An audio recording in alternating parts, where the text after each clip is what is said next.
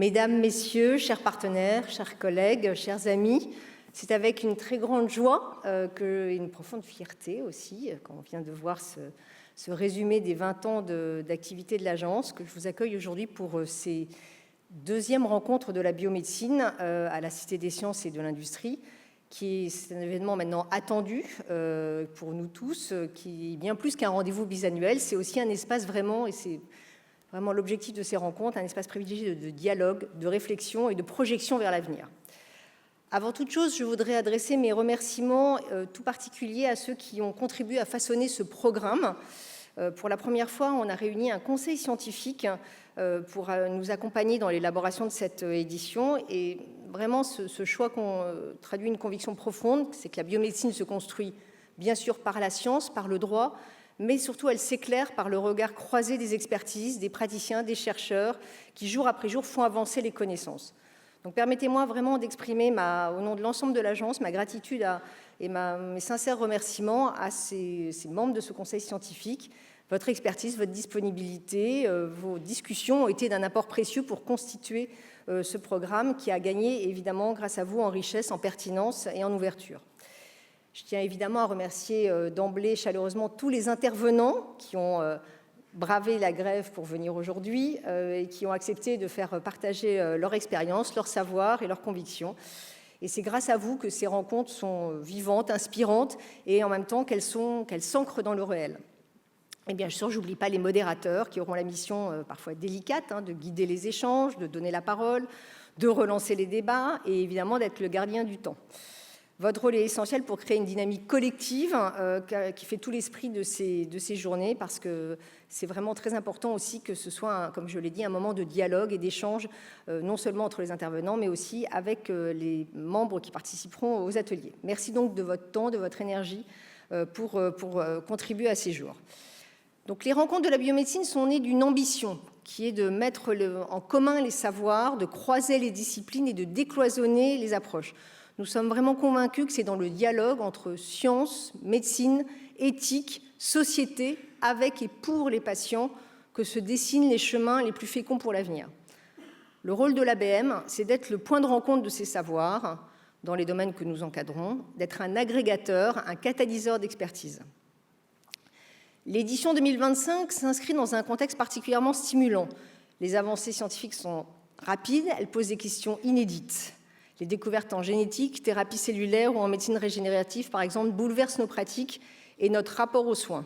Ces avancées s'accompagnent bien entendu de questionnements. Et l'objet de ces rencontres, c'est précisément de prendre le temps de se poser ces questions, d'y réfléchir ensemble, sans chercher des réponses toutes faites, mais en ouvrant des chemins. Donc, le programme de cette édition reflète vraiment cette ambition, donc à la fois partager ces avancées scientifiques, et celles parfois très récentes, j'y reviendrai, pour nourrir notre compréhension de ces sujets extrêmement complexes, mais aussi d'explorer les enjeux éthiques et sociétaux, car aucune innovation n'a de sens si elle n'est pas pensée à la lumière des valeurs humaines, et enfin d'imaginer l'avenir en osant débattre de choix qui nous attendent, parfois difficiles, mais toujours porteurs d'espoir. Ce qui fait la force des rencontres, c'est que personne n'y détient seul la vérité.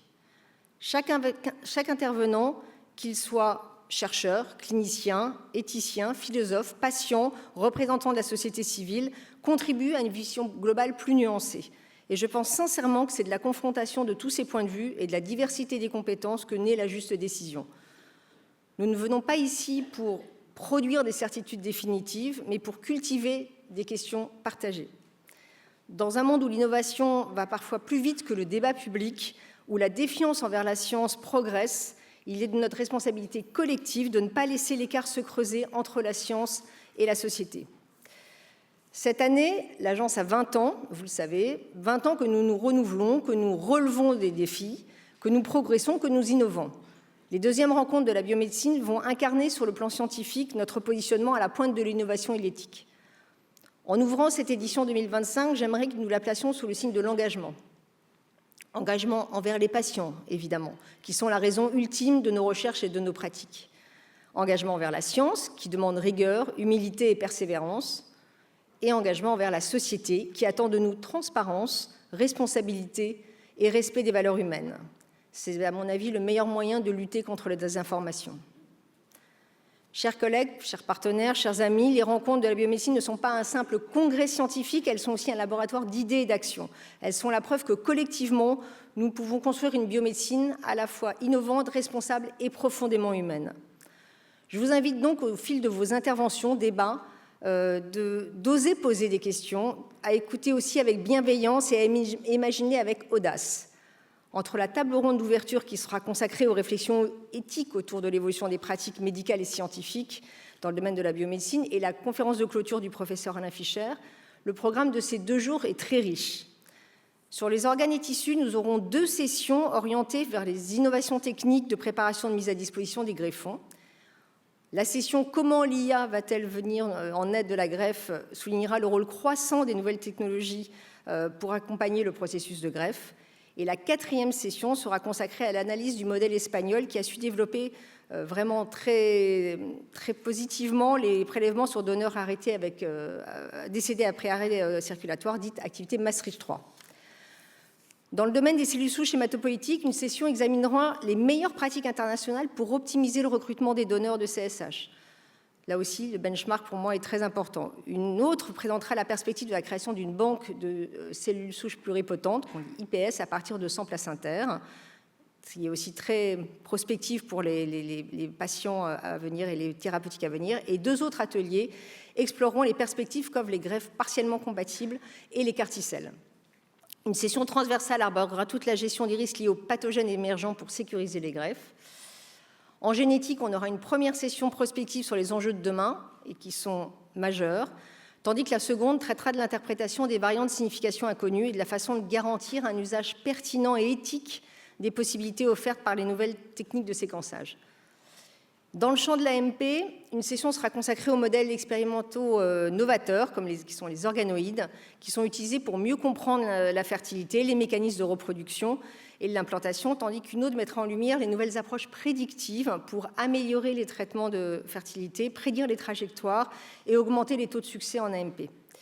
Il sera enfin question dans la 3e session des enjeux autour de la gamétogénèse in vitro, qui a d'ailleurs fait l'objet d'une lettre de la biomédecine qu'on a publiée hier, et qui est déjà obsolète, parce que hier, le même jour, est paru dans Nature un papier d'équipe américaine qui a réussi à déclencher la méiose et qui a obtenu des ovocytes matures en partant de cellules pluripotentes, ce qui n'était pas encore possible jusqu'à présent. Donc nous allons devoir actualiser cette lettre, vous voyez, à un jour près, pour vous dire qu'on essaye de se mettre le plus à jour. Enfin, il y aura 2 sessions qui explorent l'engagement du public, qui est pour nous un des leviers vraiment majeurs pour faire progresser les dons et l'accès aux soins. Donc l'une des sessions abordera les freins spécifiques en Outre-mer, les freins qui soient culturels, logistiques, organisationnels, et les stratégies de communication à améliorer pour permettre d'améliorer l'équité des soins. Et l'autre, tout aussi passionnante, sur les leviers psychologiques, sociétaux et communicationnels pour favoriser les dons d'organes, de gamètes ou de moelle osseuse, avec des perspectives qui croisent le marketing social, la sociologie et l'engagement de terrain. Pour tous ces sujets, vous le voyez vous-même, l'apport des sciences humaines et sociales est absolument fondamental pour mieux comprendre les représentations, les évolutions sociétales et les multiples impacts de ces avancées scientifiques. C'est la raison pour laquelle l'Agence a lancé cette année le premier appel d'offres recherche dédié aux sciences humaines et sociales dans ces domaines de compétences et qu'on a pu doter grâce à un legs que nous avions reçu.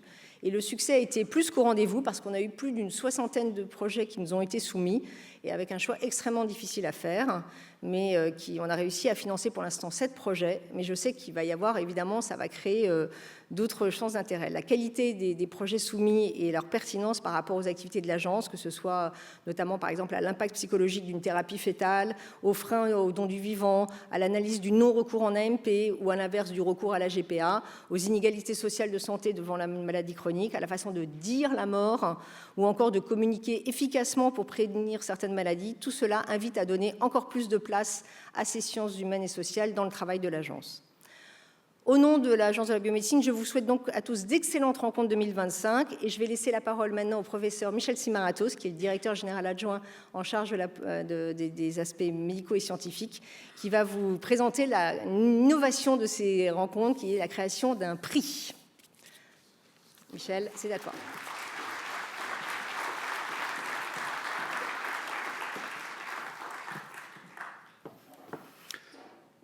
Merci Marine. Bonjour à tous, chers amis, chers collègues, mesdames et messieurs. Avant de vous parler en détail de cette démarche innovante, je voudrais profiter, moi aussi, de l'estrade pour remercier publiquement le comité scientifique, qui n'est pas pour rien dans ce programme scientifique remarquable et qui a guidé toute la réflexion qui a abouti au programme dont vous allez profiter pendant ces 2 jours. Et puis, lorsque ce programme est finalisé, il faut le transformer. Et c'est une équipe de pilotage incroyable qui a transformé ce programme scientifique en une réunion attractive et très innovante, dans un écrin, dans ce qui sert d'écrin pour la science, et que je trouve absolument remarquable. Alors, vous avez toutes et tous reçu de nombreux messages de Ademi Kadour, alors, qui est là, si tu veux monter pour qu'on puisse te voir, et de Fabienne Tong, qui ont été, allez, venez, qui ont été les véritables...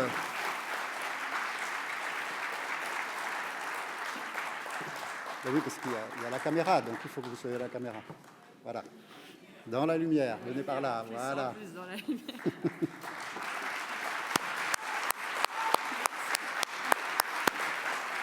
Voilà, ces 2 personnes ont été les véritables chefs d'orchestre de la concrétisation de ces rencontres. Et moi, je suis très heureux de leur manifester toute ma gratitude et mon admiration. Et évidemment, je suis très heureux aussi que vous les ayez applaudis. Un grand merci encore. Merci. Enfin, je vais insister un peu sur l'innovation majeure et enthousiasmante de cette année, qui est la présentation des travaux de recherche. Ces travaux ont été réalisés par de jeunes chercheurs passionnés en rapport avec les activités de l'Agence de la biomédecine. Et avec le comité scientifique, nous avons souhaité accueillir les jeunes chercheuses et chercheurs qui, au quotidien, explorent, expérimentent et contribuent à faire progresser la science. Leurs travaux, qui ont été sélectionnés par les sociétés savantes, seront présentés sous forme de posters scientifiques numériques, une plateforme unique pour le partage des connaissances. Ces posters vous seront présentés en 2 diapos et 180 secondes à la fin de plusieurs sessions thématiques. Et les impétrants auront 3 minutes pour convaincre, vous captiver et transmettre l'essentiel d'une recherche parfois longue de plusieurs années. Alors, dès aujourd'hui et tout au long de ces 2 journées, vous pourrez découvrir et consulter l'ensemble de ces présentations sur notre site Internet. Grâce au QR code qui s'affiche sur l'écran derrière moi, que je vous encourage à flasher, vous retrouverez sur différents supports l'ensemble des présentations. Je vous demande de participer activement en votant pour les meilleures présentations, évidemment, chacun dans votre domaine de compétences, parce que ce sont vos votes qui joueront un rôle crucial dans le classement des contributions de ces chercheurs. Et pour la première fois, nous procéderons à une remise de prix lors de la clôture demain, le 3 octobre. Les votes resteront ouverts jusqu'au 3 octobre, demain, à 11h30, c'est-à-dire avant la fin des dernières sessions. Donc n'hésitez pas à aller voir ces posters et à voter pour celui qui retient le plus votre attention. Et nous ferons le bilan de ces votes et grâce à vos votes, nous décernerons 4 prix, un dans chacune des grandes thématiques de ces rencontres, les organes et les tissus, les cellules souches hématopoïétiques, la génétique et l'AMP. Concrètement, chaque prix sera une récompense de 1 500 € remise par l'Agence de la biomédecine pour reconnaître l'excellence et l'originalité de leurs travaux. Au-delà du prix lui-même, il s'agit de la manifestation de notre volonté de valoriser la recherche, d'encourager l'audace et de contribuer à une dynamique collective, comme le rappelait Marine Janté il y a quelques minutes. Ces rencontres de la biomédecine 2025 s'annoncent denses, riches et inspirantes. Nous allons pendant 2 jours explorer ensemble ce que l'innovation apporte à nos pratiques, à nos recherches et à nos réflexions collectives. Mais l'innovation, nous le savons, ne peut être pensée sans conscience. Elle ne peut être envisagée sans un dialogue permanent entre la science, l'éthique, la société et les soins. Et c'est précisément ce que nous allons aborder dès à présent à travers la table ronde inaugurale « Science, conscience et soins, quel choix pour demain ?» Je laisse la place à Madame Danielle Messager et je vous remercie chaleureusement et vous souhaite d'excellentes rencontres.